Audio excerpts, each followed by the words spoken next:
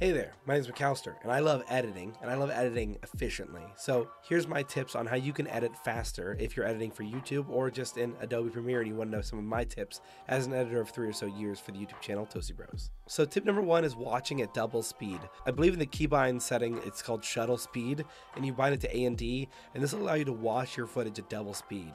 And in the case of watching at double speed, if you're watching a 20-minute or 40-minute set of footage, then you can watch it in 20 minutes as opposed to 40, or 10 as opposed to 20 every time you hit the double speed button. So you're trying to look through for the first cuts and just roughly watch it, and maybe you were there for the shooting and you already know what happened. You just need to make sure you're seeing it in case there's an obvious flare in the middle of the video or an obvious error you're looking for. Double speed will allow you to be twice as efficient with your speed, and it's just a super easy way that you can get through your footage in an efficient amount of time without wasting too much. On that same note, make sure to cut out areas of dry space before you start to edit. If you can just look through and see the audio wave format. Reading that audio wave format is a huge part that can make your life easier, because sometimes you'll see two people talking over each other, and if it's not like a podcast, it's a talking heads thing. Usually that means that the person on the camera or the two people on the camera were bantering about something that may not be important.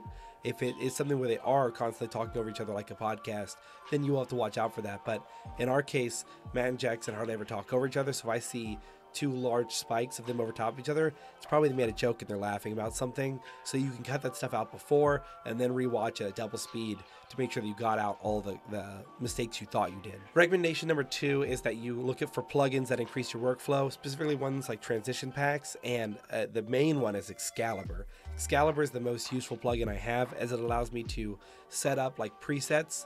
So if you have a preset for maybe scaling something down for your end card of your video, if you have Excalibur, you can add the preset that will change the scale of it.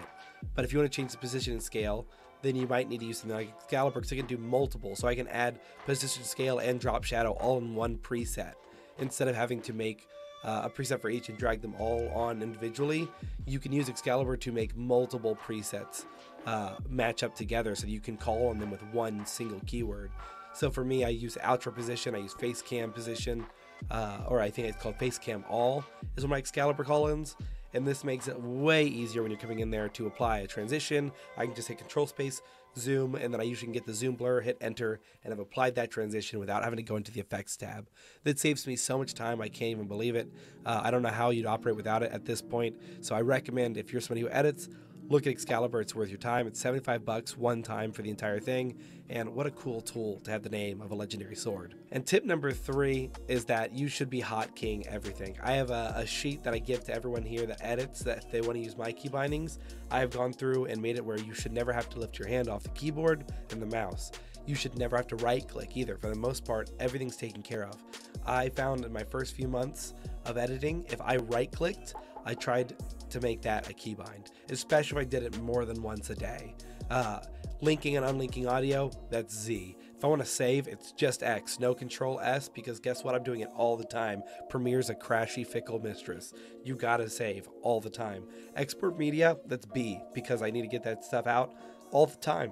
1 and 3 is my move left and right frames. I've got all sorts of keybinds, and I'd be happy to make a whole video about these keybinds, because I truly believe they're some of the best keybinds you can have out there, because they turn it into kind of like a game. You're gonna be using your mouse and your keyboard without like lifting either of them. It's gonna be super efficient, and I'd be happy to share that. But for you, it's important that it's a setup that works for you.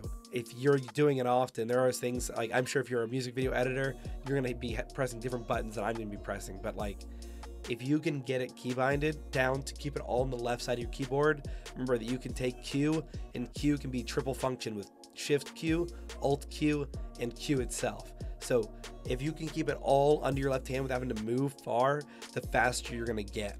So if you can, minimize the space on your keyboard and minimize the button presses on the things that you do all the time. These aggregate gains will give you a lot of time back in your edits, and I think that you'll really appreciate it. Thank you all for watching. This has been McAllister with Toasty DIY. Sorry my voice is raspy today. This is the best I could do with this voice. I just thought I'd give you all some tips. I do want to make a video about really those keybinds all together. I have that paper out in the main room, and I'd love to talk about what makes it so important and why I think it's the best way to approach video editing. So if you'd like to see that, leave a comment down below, and I'll be happy to share that keyboard shortcut file, because that is like my livelihood. I have developed and cultivated this list of keybinds, and I'm super proud of it, and it allows me to produce videos for everybody on a weekly basis, sometimes 5 videos a week, because I can get through my stuff efficiently. So thank you all for watching once again, and I appreciate you. Peace.